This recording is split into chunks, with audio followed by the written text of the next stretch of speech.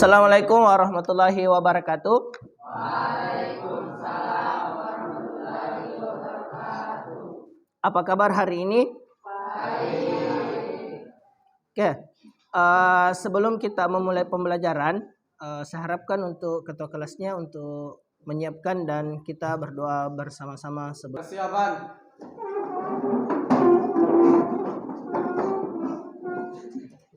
Beri salam. Assalamualaikum warahmatullahi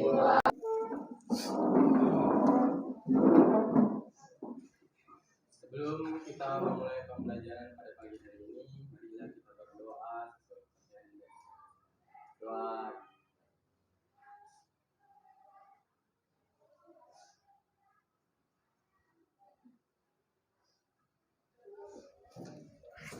Ucapkan kepada ketua kelasnya. Nah, pada hari ini kemarin kita sudah belajar tentang teori perkembangan Islam di Indonesia. Nah, pada hari ini kita akan melanjutkan dengan belajar, yaitu proses pembelajaran kita hari ini. Yang pertama adalah Islam di Tanah Jawa.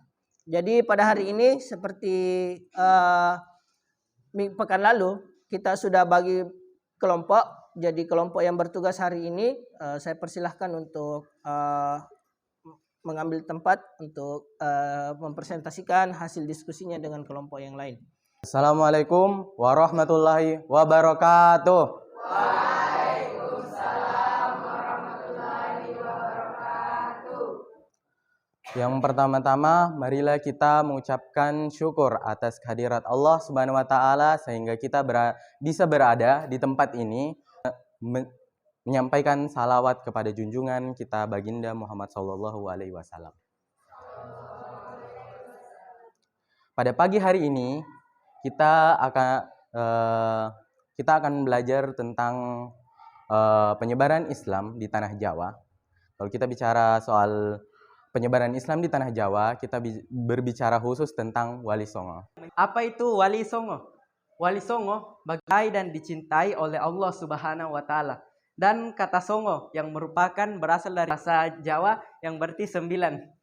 Sehingga Wali Songo yang berarti adalah wali 9, yakni 9 orang yang terpuji, yang dicintai dan mencintai Allah Subhanahu wa taala. 9 wali tersebut dipandang sebagai mubalik Islam yang bertugas mendakwahkan Islam di daerah-daerah yang belum memeluk Islam di Pulau Jawa. Sebutan Sunan juga bermakna paduka yang mulia, yang merupakan sapaan hormat kepada raja ataupun tuan putri. Sebutan Sunan ini pun masih sering digunakan oleh raja-raja di Mataram Islam, termasuk yaitu 9 Wali Songo. 9 orang wali yang diyakini masyarakat sebagai Wali Songo adalah sebagai berikut. Yang pertama ada Sunan Gresik, dan kedua itu Sunan Ampel, ketiga Sunan Bonang, dan keempat Sunan Derajat. Yang kelima ada Sunan Kalijaga, yang keenam Sunan Kudus, yang ketujuh Sunan Muria, yang kedelapan Sunan Gunung Jati. Jadi dalam ada beberapa dalam penyebaran. Jadi para Wali Songo ini menyebarkan ajaran agama Islam dengan metode penyebaran berikut. Yang pertama adalah wayang, lalu gamelan, dan syair. Nah, mungkin kalian bisa perhatikan kalau ketiga metode penyebaran ini merupakan adat di Jawa ya. Jadi para wali ini memasukkan nilai-nilai dan ajaran agama. Adalah sebutan untuk para tokoh-tokoh sejarah Islam di Pulau Jawa, pelopor dan pejuang pengembangan agama Islam. Mereka dikenal sebagai Wali Songo. Sunan Gresik. Sunan Gresik juga dikenal dengan nama Maulana Malik Ibrahim, Maulana Mahribi atau Syekh Mahribi, dan Jumadil Kubro. Tapi masyarakat umum di Jawa lebih mengenalnya dengan sebutan Sunan Gresik karena beliau menyiarkan agama Islam dan dimakamkan di Gresik. Sunan Gresik adalah pendiri pondok pesantren pertama di Indonesia. Beliau menyebarkan agama Islam dengan sangat bijaksana. Waktu itu, penduduk di sekitar Gresik belum beragama Islam, sehingga penyebaran agama yang dilakukan Sunan Gresik dapat diterima dengan sangat cepat. Beliau wafat pada tahun 1419 dan dimakamkan di Gresik. 2. Sunan Ampel, Aceh sekitar tahun 1401. Ketika berumur 20 tahun, Sunan Ampel hijrah ke Pulau Jawa. Beliau meneruskan cita-cita dan perjuangan ayahnya Maulana Malik Ibrahim. Sunan Ampel memulai kegiatan dakwahnya dengan mendirikan dan mengasuh pesantren di Ampel Denta dekat Surabaya. Di pesantren inilah Sunan Ampel mendidik para pemuda untuk menjadi dai-dai yang akan disebar ke seluruh Pulau Jawa. Murid-murid beliau yang terkenal adalah Raden Paku atau Sunan Giri, Raden Fatah atau Raja Sultan pertama Kerajaan Demak, Raden Makdum Ibrahim atau Sunan Bonang, Syarifuddin atau Sunan Derajat, dan Maulana Ishak. Sunan Ampel merancang kerajaan Islam di Pulau Jawa, yaitu Kerajaan Demak. Assalamualaikum warahmatullahi wabarakatuh.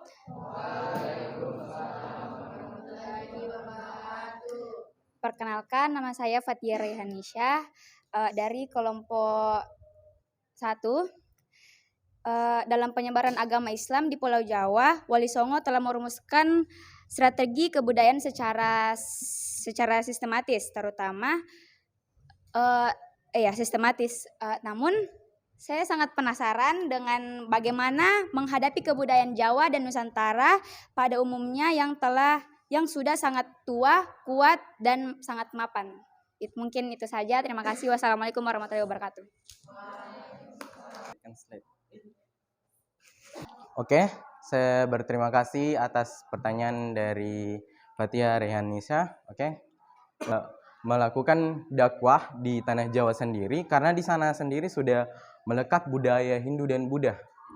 Mungkin sudah sangat kuat dannya doktrin Hindu dan agama Hindu dan Buddhanya. Tetapi para wali songo ini, 9 wali songo ini mampu merubah itu semua. Bagaimana caranya? Intinya adalah asimilasi dan akulturasi budaya dengan ajaran Islam yang menghasilkan harmonisasi dan keserasian. Artinya, ada penggabungan antara budaya Hindu dan Buddha, kemudian disatukan ke dalam budaya Islam yang kemudian tidak melanggar aturan agama, sehingga masyarakat ini dapat menerimanya. Mereka yang sudah terdoktrin dengan ajaran Hindu dan Buddha tadinya yang begitu kuat, yang sudah sangat lama di Jawa, dapat mulai menerima. Bagaimana caranya? Mulai dari metode penyebaran dengan alat musik, gamelan, syair, ataupun wayang. Dan ada juga tadi Sunan yang menciptakan lagu Lir Ilir. Dan dari situ menurut saya dan kelompok saya sendiri bahwa doktrin yang kuat yang sudah melekat di masyarakat Jawa kuno itu sendiri dapat dirubah melalui akulturasi dan asimilasi. Oke, mungkin cukup sekian jawaban dari saya dan kelompok saya. Sekian dan terima kasih. Jadi saya coba tambahkan bahwa salah satu Sunan yang memperkenalkan wayang ya adalah Sunan siapa tadi? Sunan Bonang ya. Dia berdakwah menggunakan wayang.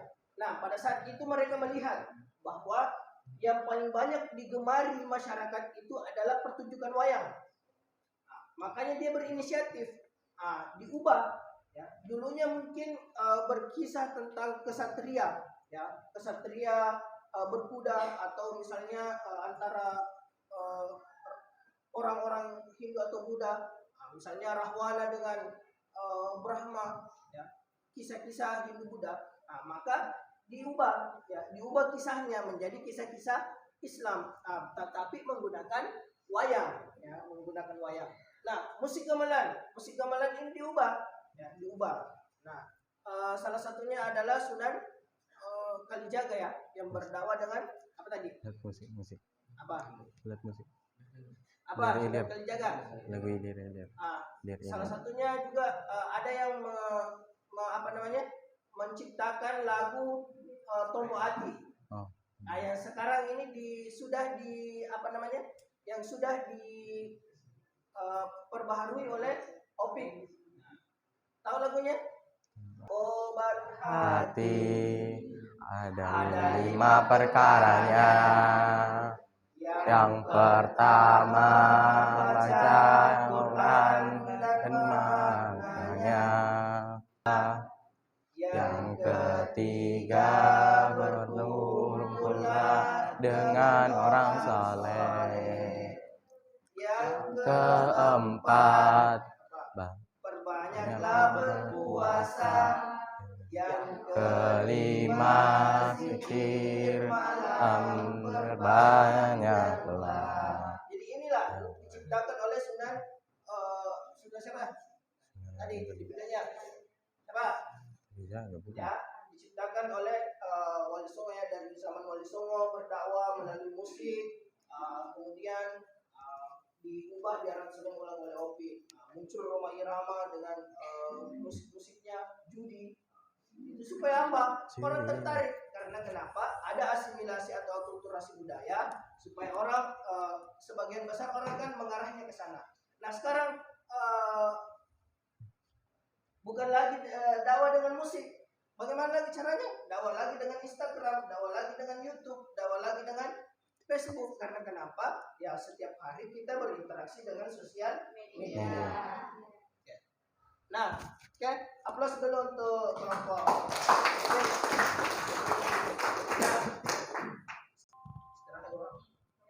Mana alatnya? Oke, silakan duduk. Oke, setelah kita mendengarkan dan menyimak presentasi dari teman kalian, maka hari ini saya akan berikan tugas untuk masing-masing kelompok. Silahkan diskusikan. Ada 2. Yang pertama, coba ditulis. Yang pertama, apa hikmah atau apa pesan yang bisa kita petik dari sejarah perjalanan Wali Songo. Yang kedua adalah pesan apa yang bisa kita aplikasikan di dalam kehidupan sehari-hari saat sekarang ini. Oke, silahkan diskusikan dengan temannya. Sekitar 10 menit nanti kita akan presentasikan masing-masing perwakilan dari kelompok ya. Oke, silahkan bergabung dengan teman kelompoknya dan berdiskusi.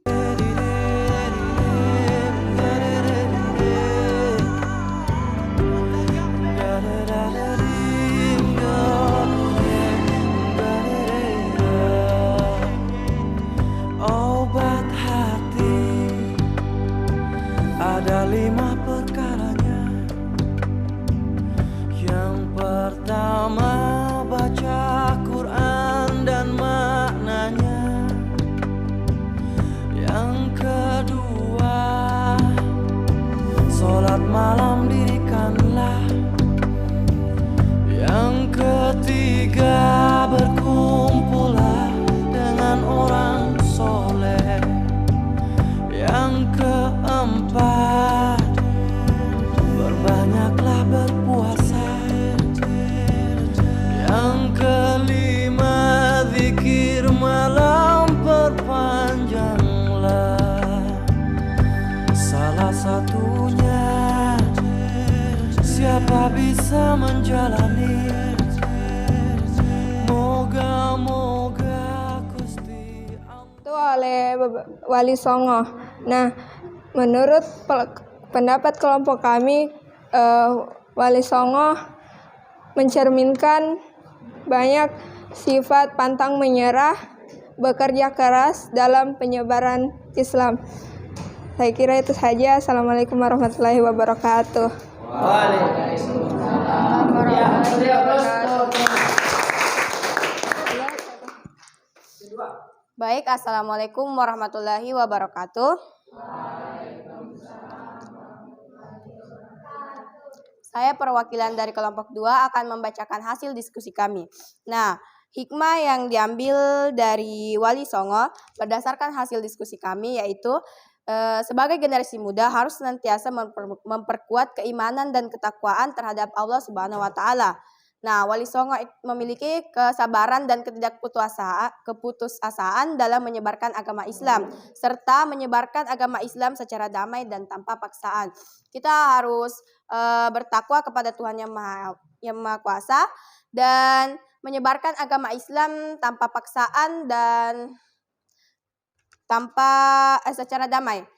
Selanjutnya pesan yang dapat saya ambil dari kisah Wali Songo, kami dapat mengambil hikmah bahwa dalam melakukan sesuatu haruslah untuk tidak bersabar dan tidak mudah putus asa. Sekian dari saya, terima kasih. Wabillahi taufiq wal hidayah. Wassalamualaikum warahmatullahi wabarakatuh. Oke, pada kesimpulan yang telah diambil oleh kelompok saya, kami mengambil kesimpulan dari materi Wali Songo ini sendiri bahwa pada intinya kita sebagai manusia tidak boleh pernah berputus asa, karena ketika kita berputus asa itu artinya kita telah berhenti melakukan apa yang coba kita raih. Dan para Wali Songo ini berjuang begitu kerasnya dalam menyebarkan agama Islam dengan berbagai cara. Dan oleh sebab itu, kita sebagai anak muda tentunya di era ini, kita tidak boleh berputus asa. Itu yang paling penting menurut saya. Dalam menjalani kehidupan sehari-hari, jangan menyerah. Itu intinya. Mungkin cukup sekian dan terima kasih atas kesempatannya. Oke, Warahmatullahi wabarakatuh. Waalaikumsalam. Perkenalkan, saya Reski Deviana, perwakilan dari kelompok 4. Hikmah yang dapat saya ambil dari kisah Wali Songo yaitu keyakinan kepada Tuhan Yang Maha Esa berkembang dan tatanan kehidupan menjadi baik. Kedua, meneladani kesuksesan mereka dalam berkarya dan membuat masyarakat Islam gemar membaca dan mempelajari Al-Quran. Terus, pesan yang terdapat dari kisah Wali Songo yaitu selalu bertakwa kepada Tuhan, jangan memiliki sifat rakus dan tergila harta. Ketiga, menerapkan kasih sayang di kehidupan sehari-hari. Keempat, selalu berjuang demi masyarakat kecil dan besar. Kelima, taat dalam beragama. Keenam, berperilaku sederhana. Dan terakhir itu bersifat jujur. Sekian dari saya. Wabillahi taufiq wal hidayah. Wassalamualaikum warahmatullahi wabarakatuh. Waalaikumsalam. Hasil diskusi kita pada hari ini bahwa dalam spirit perjalanan Wali Songo yang menyebarkan dakwah di dalam khususnya di tanah Jawa, bahwa yang pertama yang bisa kita ambil pelajaran bahwa proses yang dilakukan adalah proses asimilasi atau akulturasi budaya, penggabungan antara budaya lokal yang digabungkan dengan syariat-syariat Islam, ya. Artinya bagaimana budaya-budaya lokal yang sudah mengakar di dalam kehidupan orang Jawa pada saat itu kemudian ditanamkan nilai-nilai keislaman di dalamnya, ya. Bagaimana spirit perjalanan kehidupan mereka, bahwa mereka berasal dari golongan kerajaan, ya, berasal dari kerajaan-kerajaan Islam, keturunan-keturunan para raden dan lain sebagainya. Artinya mereka memiliki strata sosial yang tinggi, akan tetapi mereka bagaimana menjalankan spirit dakwah itu sendiri. Nah, apa yang bisa kita petik dalam perjalanan kehidupan kita, bahwa bagaimana nantinya sebagai seorang generasi muda kita memiliki spirit Wali Songo untuk senantiasa penanaman nilai-nilai dakwah itu di dalam sektor kehidupan kita, baik itu di sosial media, di kehidupan sehari-hari, bagaimana Wali Songo berdakwah dengan akhlaknya. Jadi mungkin itu yang bisa saya sampaikan pembelajaran kita pada hari ini. Lebih dan kurangnya mohon dimaafkan. Terima kasih. Wallahu khairan hafizan minal musta'an wal istiqlal. Assalamualaikum warahmatullahi wabarakatuh.